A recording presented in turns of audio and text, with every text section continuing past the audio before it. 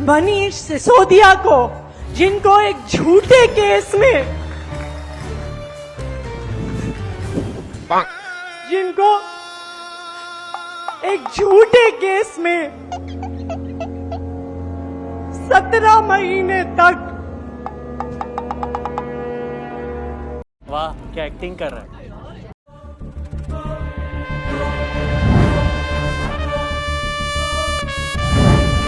ಹೋದ್ಯಾ ಪಿಶಾಚಿ ಅಂದ್ರೆ ಬಂದ್ಯಾ ಗವಾಕ್ಷಿ ಅನ್ನೋಗಾಗಿದೆ ದೆಹಲಿ ಜನರ ಪರಿಸ್ಥಿತಿ. ಕರಪ್ಟ್ ಸಿಎಂ ಅಧಿಕಾರದಿಂದ ಕೆಳಗಿಳಿದ್ರು ಅಂತ ನಿಟ್ಟುಸಿರು ಬಿಡೋ ಅಷ್ಟರಲ್ಲೇ ಆ ಸ್ಥಾನನ ರಿಪ್ಲೇಸ್ ಮಾಡಕ್ಕೆ ಅಂತಹದ್ದೇ ಇನ್ನೊಬ್ಬ ಸಿಎಂ ಬಂದಿದ್ದಾರೆ, ಅತೀಶಿ ಮರ್ಲೇನಾ. ಇವಳ ತಾಯಿಯ ಹೆಸರು ತೃಪ್ತವಾಹಿ, ತಂದೆಯ ಹೆಸರು ವಿಜಯ್ ಸಿಂಗ್. ಸಿಂಗ್ ಮತ್ತೆ ವಾಹಿ ಎರಡೂ ಹೆಸರುಗಳನ್ನ ಬಿಟ್ಟು ಮಾರ್ಲೇನಾ ಅನ್ನೋ ಸರ್ನೇಮ್ನ ಮಗಳಿಗಿಡ್ತಾರೆ. ಏನಕ್ಕೆ ಅಂದ್ರೆ ಇವರ ರೋಲ್ ಮಾಡಲ್ ಆದಂತಹ ಕಾರ್ಲ್ ಮಾರ್ಕ್ಸ್ ಹೆಸರಿನಿಂದ ಮಾರ್ನಾ ತೆಗೆದು ವ್ಲಾದಿಮಿರ್ ಲೆನಿನ್ ಹೆಸರಿನಿಂದ ಲೆನ್ನಾ ತೆಗೆದು ಮಾರ್ಲೆನ್ನಾ ಅನ್ನೋ ಸರ್ನೇಮ್ನ ಮಗಳಿಗಿಡ್ತಾರೆ. ನೋಡ್ತಾ ಇರು, ನನ್ನ ಕೈ ಚಳಕದ ನೋಡು. ಈ ಅತೀಶಿ ಮಾರ್ಲೆನ್ನಾ ಅವರ ತಂದೆ ತಾಯಿಯ ಭಯಾನಕ ಬಯೋಗ್ರಫಿ ನೋಡೋಕ್ಕೂ ಮೊದಲು ಈ ಫೋಟೋನ ನೋಡಿ. ಇವನ ಹೆಸರು ಅಫ್ಜಲ್ ಗುರು ಅಂತ. 2001ರಲ್ಲಿ ಸಂಸತ್ ಮೇಲೆ ನಡೆದ ದಾಳಿಯ ಮಾಸ್ಟರ್ ಮೈಂಡ್ ಆಗಿರ್ತಾನೆ ಇವನು. ಇವನ ಈ ದಾಳಿಯಿಂದ 9 ಜನ ಮರಣ ಹೊಂದಿರ್ತಾರೆ, 16 ಜನಕ್ಕೆ ಸೀರಿಯಸ್ ಇಂಜುರಿ ಆಗಿರುತ್ತೆ. ಆದರೆ ಇವನ್ನ ಕ್ಷಮಿಸ್ಬೇಡಿ ಅಂತ ಪ್ರೆಸಿಡೆಂಟ್ ಅವ್ರಿಗೆ ಒಂದು ಕ್ಷಮಾದಾನ ಪತ್ರ ಬರುತ್ತೆ. ತೃಪ್ತವಾಹಿ ಅಂದ್ರೆ ಇವಳ ತಾಯಿ ಈ ಕ್ಷಮಾಪಣಾ ಪತ್ರ ಬರೆದ ಸಮಿತಿಯ ಕನ್ವೀನರ್ ಆಗಿರ್ತಾಳೆ. ಇವಳ ತಂದೆ ಕೂಡ ಈ ಸಮಿತಿಯ ಮೆಂಬರ್ ಆಗಿರ್ತಾನೆ. ಅಷ್ಟೇ ಅಲ್ಲದೆ ಈ ಕ್ಷಮಾಪಣಾ ಅರ್ಜಿಯಲ್ಲಿ ಗಂಡ ಹೆಂಡತಿ ಇಬ್ಬರೂ ಕೂಡ ಸಹಿ ಹಾಕಿದ್ದಾರೆ. ಹಾಗೆ ತೃಪ್ತವಾಹಿ ಬಹಿರಂಗವಾಗಿ ಅಫ್ಜಲ್ ಗುರುನ ಸಪೋರ್ಟ್ ಮಾಡ್ತಾ ಇರೋಂಥ ವಿಡಿಯೋಗಳು ಕೂಡ ಸಿಗುತ್ತೆ. One more has been saved from being hanged, so to that extent we are happy, but we are unhappy that Afzal has been made, in our political understanding, the scapegoat. ಯಾವಾಗ ಇವರ ಅರ್ಜಿಯನ್ನ ಲೆಕ್ಕಕ್ಕೆ ತಗೊಳ್ಳದೆ ಅಫ್ಜಲ್ ಗುರುಗೆ ಮರಣದಂಡನೆ ಆಗುತ್ತೋ ಇವರು ನ್ಯಾಯಾಂಗ ವ್ಯವಸ್ಥೆಯನ್ನ ಹೀನಾಮಾನವಾಗಿ ಟೀಕಿಸ್ತಾರೆ. ಅಷ್ಟೇ ಅಲ್ಲದೆ ಹಿಂದೂಗಳ ಮೇಲೂ ಸಹ ಹ್ಯೂಮನ್ ರೈಟ್ಸ್ಗೆ ಅವಕಾಶ ಕೊಡ್ತಾ ಇಲ್ಲ ಅಂತ ಕಿಡಿಕಾರ್ತಾರೆ.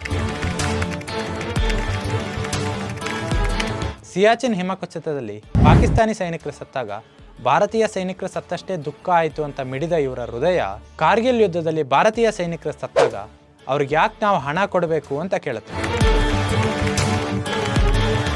ಇಷ್ಟೇ ಅಲ್ಲದೆ ಕಾಶ್ಮೀರವನ್ನು ಪಾಕಿಸ್ತಾನಿಗೆ ಸೇರಿಸಬೇಕು ಅಂತ ಕಣ್ಣಿಗೆ ಎಣ್ಣೆ ಬಿಟ್ಕೊಂಡು ಕೆಲಸ ಮಾಡ್ತಿದ್ದಂತಹ ಗಿಲಾನಿ ಅವರ ಜೊತೆ ಕೂಡ ಇವರಿಗೆ ಆತ್ಮೀಯವಾದಂತಹ ಲಿಂಕ್ ಇತ್ತು.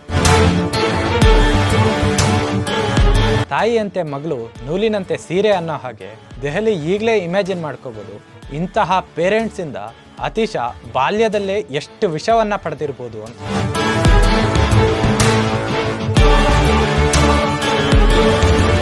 ಅದಕ್ಕೆ ಸರಿ ಹೊಂದುವಂತೆ ಇವಳ ಕೆಲವು ವರ್ತನೆಗಳು ಇದೆ. ರಾಹುಲ್ ಗಾಂಧಿ ತರ ಬೇರೆ ದೇಶಕ್ಕೆ ಹೋಗ್ಬಿಟ್ಟು ಭಾರತನ ಅವಮಾನಿಸೋ ಬುದ್ಧಿ ಇವಳಿಗೂ ಕೂಡ ಇದೆ. ಕೇಂಬ್ರಿಡ್ಜ್ ಅಲ್ಲಿ ಭಾರತವನ್ನ ಅವಮಾನಿಸುವಂತ ಕೆಲಸ ಕೂಡ ಇವಳು ಮಾಡಿದಾಳೆ. ಮತ್ತೆ ಅವಳು ಹೇಳ್ತಾಳೆ ಭಾರತದ ಕಂಡೀಷನ್ ಶ್ರೀಲಂಕಾಗಿಂತಲೂ ಕೆಟ್ಟದಾಗಿದೆ ಅಂತ. And we are often told that India's GDP has now crossed the $3.5 trillion mark. We are told that India is the fastest growing G20 economy and many other such pieces of information. But the reality, frankly, is far more worrying and underwhelming than that. ಇನ್ನು ಶ್ರೀಲಂಕಾದ ಪರಿಸ್ಥಿತಿ ಹೇಗಿದೆ ಅನ್ನೋದು ಎಲ್ರಿಗೂ ಗೊತ್ತಿರೋವಂಥದ್ದೇ. ಇವರ ಜೀವನದ ಏಕಮಾತ್ರ ಗುರಿ ಭಾರತವನ್ನು ನಿಂದಿಸೋದು. ಅದಕ್ಕೋಸ್ಕರ ಇವರು ಎಂಥ ಸುಳ್ಳುಗಳನ್ನ ಬೇಕಾದರೂ ಹೇಳ್ತಾರೆ. ಇನ್ನು ಅತೀಶ ಏನು ಅಂತ ನಿಮಗೆ ಸರಿಯಾಗಿ ಅರ್ಥ ಆಗಿಲ್ವಾ?